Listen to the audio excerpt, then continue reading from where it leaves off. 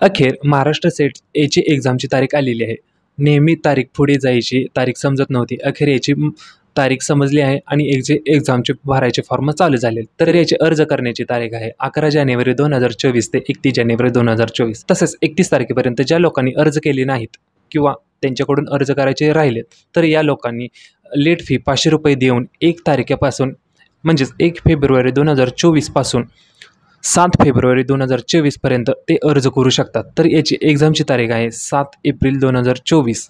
तसेच वेगवेगळ्या परीक्षा आणि स्पर्धा परीक्षेचे मार्गदर्शन, स्पर्धा परीक्षेचे एक्झामचे फॉर्म कधी सुटणार आहेत आणि ते फॉर्म कसे भरायचे याची वेळोवेळी तुम्हाला जर माहिती हवी असेल तर आत्ताच आपल्या चॅनलला सबस्क्राईब करा.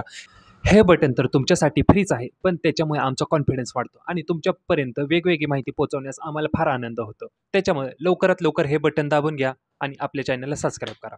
तुम्ही सबस्क्राईब करून घ्या, तोपर्यंत आपण आपल्या व्हिडिओला सुरुवात करू. चला तर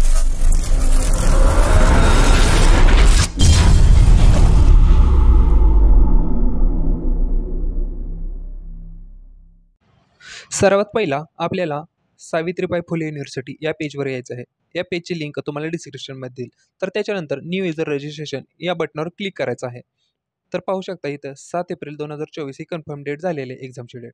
तर त्याच्यानंतर कंटिन्यू टू रजिस्टर या बटनावर क्लिक करायचं आहे. तर आपण रजिस्ट्रेशन करायला सुरुवात करू. त्याच्या आधी हे सर्व माहिती तुम्ही वाचून घ्या. चला तर सुरुवात करू. या ठिकाणी आपल्याला रजिस्टर करण्यासाठी इथे एक व्हॅलिड ईमेल आय डी टाकला पाहिजे. तर या ठिकाणी तुमचा ईमेल आय डी टाकून घ्या. इथे अर्धा ईमेल आय डी टाकून त्याच्यानंतर @ त्याच्या पुढे काय असेल ते तुमचं टाकून घ्या. त्याच्यानंतर खाली पासवर्ड टाकायचा आहे. पासवर्ड हा स्ट्रॉंग पासवर्ड असला पाहिजे. जसं की नाव, त्याच्यानंतर @ त्याच्यानंतर अंक, असे या पद्धतीने तुमचा पासवर्ड आणि कन्फर्म पासवर्ड टाकून घ्या. त्याच्यानंतर एखादा सिक्युरिटी क्वेश्चन विचारेल तर या ठिकाणी एखादा सिक्युरिटी क्वेश्चन द्यायचा. याच्यामध्ये तुमचं pet name, full name, father full name, favourite sportsman, birth place याच्यापैकी कोणतं तरी टाकून घ्या. माझा फेवरेट स्पोर्ट्समॅन मी टाकतो इथे. त्याच्यानंतर सबमिट या ऑप्शनवर क्लिक करायचं आहे. त्याच्यानंतर युजर क्रिएट सक्सेसफुली होईल. त्याच्यानंतर ओके बटनावर क्लिक करायचं आहे. तर पाहू शकता खाली युजर नेम तयार झालेला आहे आणि लॉग इन करायला खाली लिंक देईल. त्याचं लॉग इन फ्रॉम हिअर याच्यावर क्लिक करून लॉग इन करायचं आहे. याच्यानंतर आपण जो ईमेल आय डी टाकला तो इथे ईमेल आय डी टाकून खाली पासवर्ड टाकून लॉग इन करून घ्यायचा आहे. पासवर्ड टाकल्यानंतर लॉग इन या बटनावर क्लिक करा. त्याच्यानंतर आपण लॉग इन या पेजवरती जाऊ. तर पाहू शकता इथे 3 स्टेप आहेत. पहिली स्टेप फॉर्म फिलिंग, दुसरा फोटो आणि सही अपलोड आणि तिसरं पेमेंट आणि प्रिंटआउट. तर आपण पहिली स्टेप करू आता. इथे फॉर्म फिलअपची या ठिकाणी 3 स्टेप झाल्यानंतर 1 नंबरला फिल मेन ॲप्लिकेशन फॉर्म या बटनावर क्लिक करून आपण फॉर्म भरण्यास सुरुवात करू. तर या ठिकाणी पहिल्यांदा विचारायला आपल्याला एक्झाम सेंटर. तर आपल्याला कोणतं एक्झाम सेंटर टाकायचं आहे ते येतील. तुम्हाला जे सोपं पडेल, जे जवळ सेंटर असेल ते सेंटर तुम्ही टाकून घ्या. तर या ठिकाणी आम्हाला कोल्हापूर जवळ पडतं तर मी कोल्हापूर घेतो. त्याच्यानंतर तुमचा सेटचा सब्जेक्ट कोणता आहे तो इथे टाकून घ्यायचा. म्हणजे तुम्हाला कोणता सब्जेक्ट हवा आहे किंवा तुमचा ग्रॅज्युएशन, पोस्ट ग्रॅज्युएशनला कोणता सब्जेक्ट होता तो इथं सब्जेक्ट सिलेक्ट करायचा आहे. त्याच्यानंतर पोस्ट ग्रॅज्युएशन सब्जेक्ट कोणता आहे तो इथे सिलेक्ट करून घ्यायचा आहे.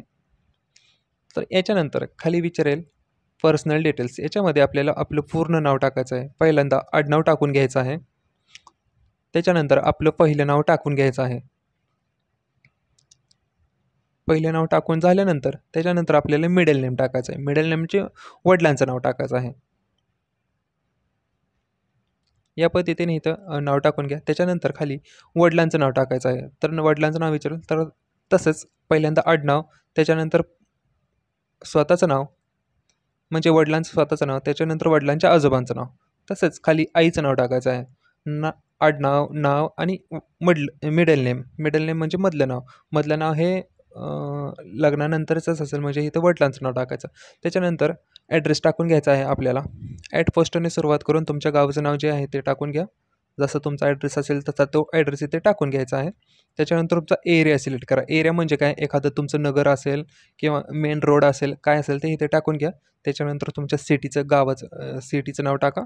त्याच्यानंतर इथे पिनकोड टाकून घ्या. त्याच्यानंतर खाली डेट ऑफ बर्थ टाकायची आहे. तुमची जन्मतारीख या रकान्यात टाकून घ्यायची आहे.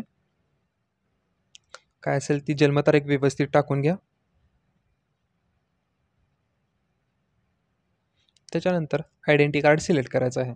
याच्यामध्ये आधार कार्ड, पॅन कार्ड, पासपोर्ट वगैरे याच्यामध्ये कोणतं पण आयडेंटी कार्ड सिलेक्ट केले तर चालेल.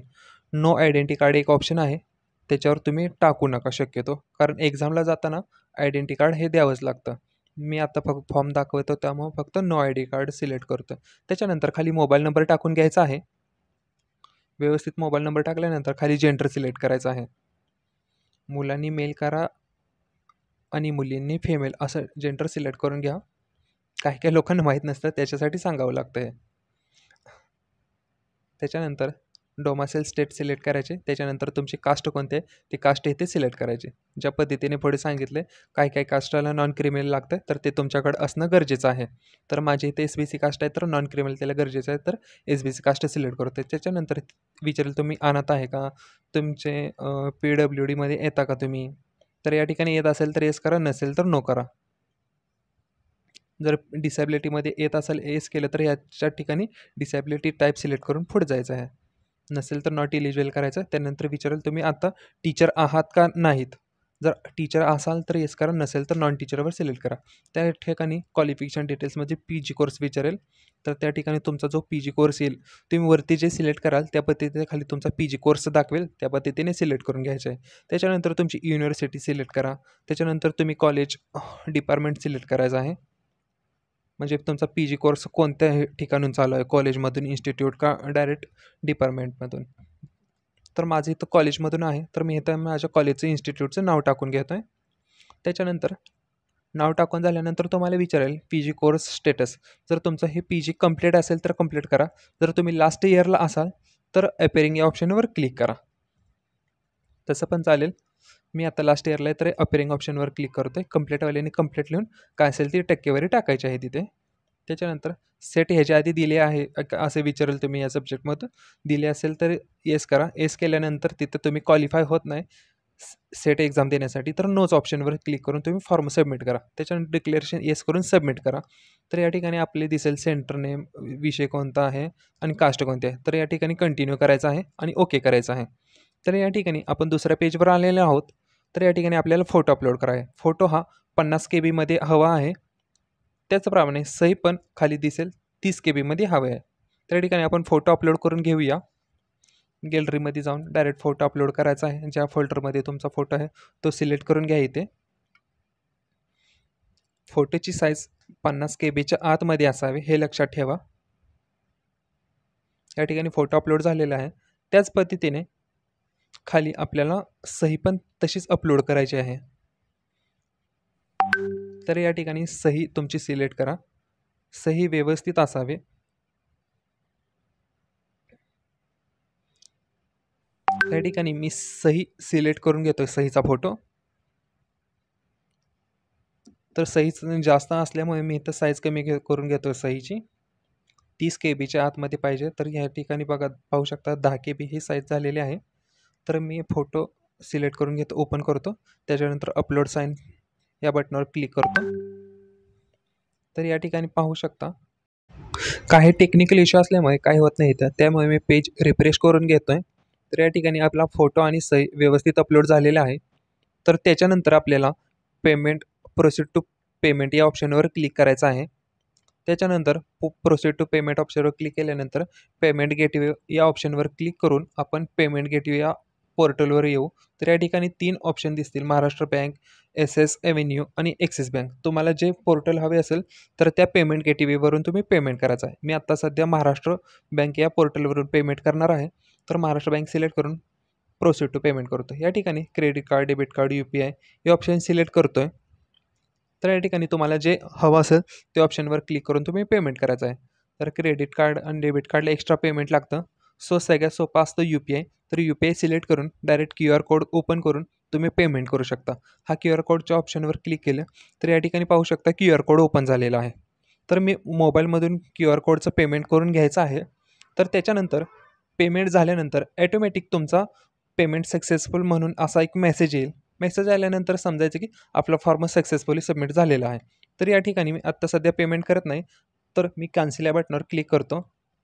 तर या ठिकाणी आपले पेमेंट झाल्यानंतर इथे डॅशबोर्ड येईल. प्रोसीड टू पेमेंटच्या वरती एक ऑप्शन येईल, प्रिंट म्हणून एक ऑप्शन येईल. तर या ठिकाणी प्रिंटचं ऑप्शन आल्यानंतर आपला फॉर्म सक्सेसफुल सबमिट झालेला आहे. या पद्धतीने आपला फॉर्म सक्सेसफुल सबमिट झालेला आहे. जर तुम्हाला व्हिडिओ आवडला असेल तर व्हिडिओ लाईक करा, तुमच्या मित्रमैत्रिणींसोबत शेअर करा आणि चॅनलला सबस्क्राईब करा.